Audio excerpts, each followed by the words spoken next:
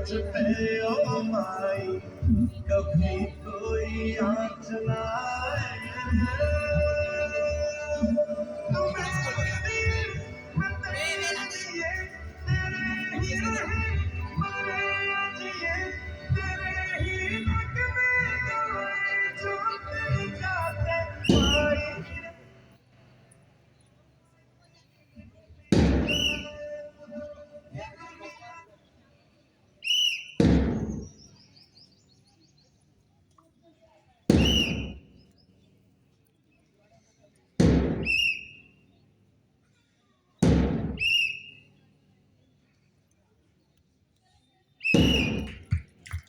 Very good. એક જોરદાર તાળીઓ થઈ જાય આ વિદ્યાર્થીનીઓ માટે કે તેમને ખૂબ જ સરસ પોતાનું બેલેન્સ કર્યું છે અને પિરામિડ બનાવ્યું છે.